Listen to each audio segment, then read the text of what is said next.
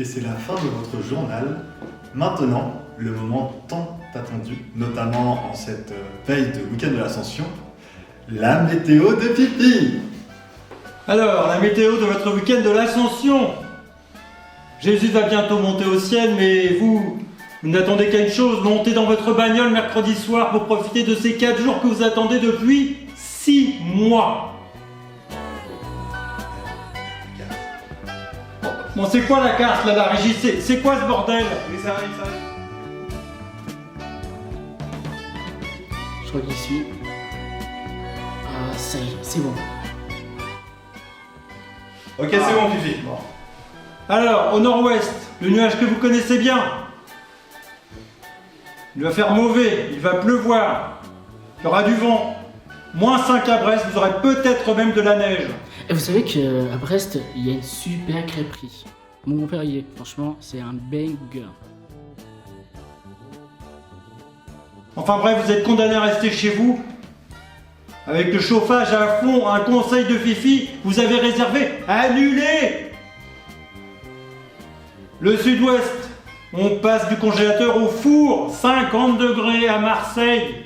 Ah mais oui, Marseille, ils ont gagné la Coupe européenne en 1993, c'est la bouillabaisse, les calanques et tout, c'est génial. Là aussi, vous êtes condamné à rester chez vous. Ça sera plus le radiateur, ce sera le climatiseur à fond. Mais il vous reste de l'espoir. Car si vous avez la tête dans le four et les pieds dans le congélateur, évidemment vous êtes mort. Mais là, vous êtes à la bonne température. Et là, c'est la diagonale du vide. Il n'y a personne. Il fera beau. Vous n'aurez pas d'embouteillage. Vous n'aurez pas trop de monde. Vous pourrez vous garer. C'est là qu'il faut aller. Et là, c'est...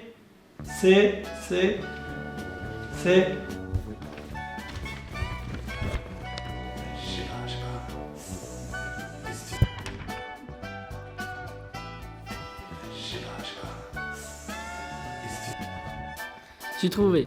Ça, c'est Saint-Sulpice de Guérétoire. Saint-Sulpice du Cité-Territoire. Voilà. Elle vous attend. Bon week-end.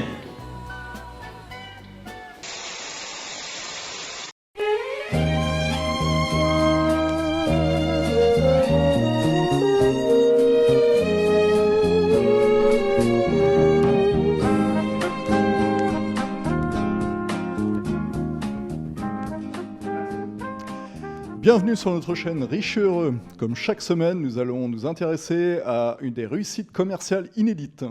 Cette semaine, nous allons nous intéresser à une fortune bâtie sur les chaises de jardin grâce aux Darwin Awards. Pour cela, nous accueillons Pamela Launcher. Bienvenue Pamela.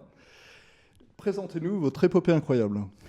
Bonjour Peter et merci de m'avoir réinvité. Je vous en prie. Oui, tout a commencé avec ce fou Larry Walter qui depuis toute sa petite enfance a rêvé de devenir un pilote d'Air Force. Mais grâce à sa vue, en fait, il n'a pas pu. Le pauvre. Oh oui.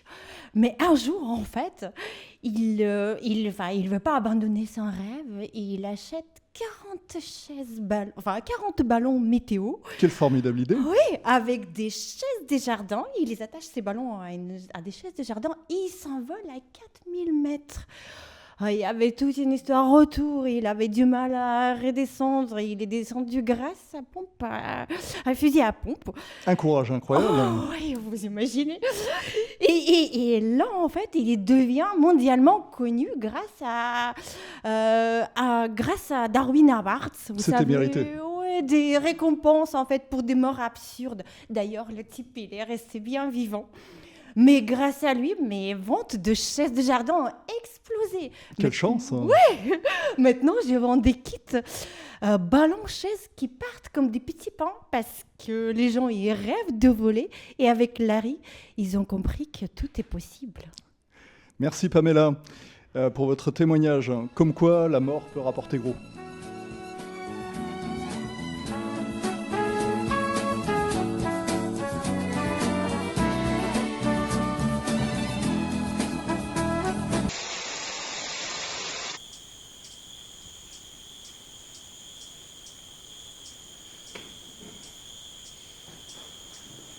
J'espère qu'on va voir des trucs exceptionnels.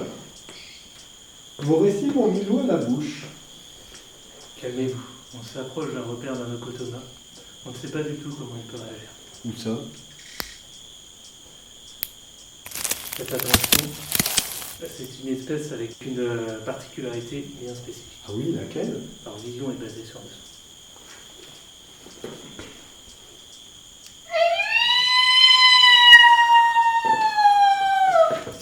Écoutez, il est tout proche.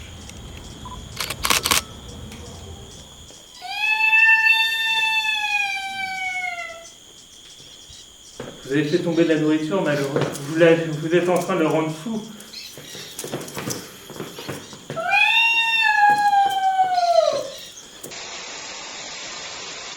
Bonjour.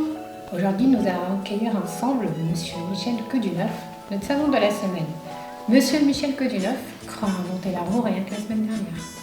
Monsieur Queduneuf, comment avez-vous eu l'idée de cette formidable invention? En faisant des galipettes chez moi. En faisant des galipettes? J'adore faire des galipettes. Pourriez-vous nous montrer un prototype? Bien sûr.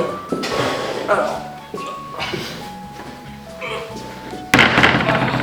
quelle merveille! Je sais, c'est moi qui l'ai pensé, designé. Alors évidemment, ceci n'est qu'un prototype qui est amené à évoluer. C'est vraiment le modèle Monsieur de base. Queduneuf, comment votre invention pourrait aider l'humanité? Mais à plein de choses formidables.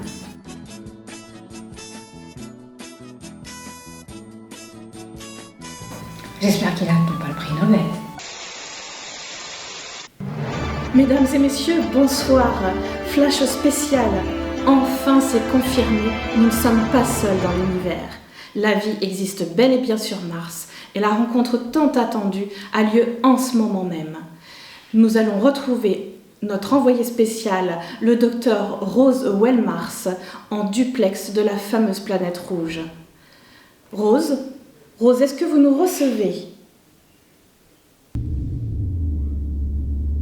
Oui, Eva, merci beaucoup. Mesdames, Messieurs, bonjour. C'est un petit pas pour moi, mais un grand pas pour l'humanité. Je l'avais prophétisé dans mon livre « Rencontre avec les petits hommes verts ». Nous y sommes. L'humanité vient de rencontrer une civilisation extraterrestre. De vastes horizons s'ouvrent devant l'humanité, qui apprendra certainement beaucoup de cette civilisation savante et technologiquement avancée. Peut-être, comme je le disais dans mon livre, peut-être nous a-t-elle déjà tout appris. Une coopération bilatérale sera mise en place dans tous les domaines. Oui, bilatérale, car désormais, l'humanité ne pourra faire qu'un. Avec un tel bond avant technologique, l'autre tant désiré et craint devenant enfin réalité. Une révolution anthropologique est en marche.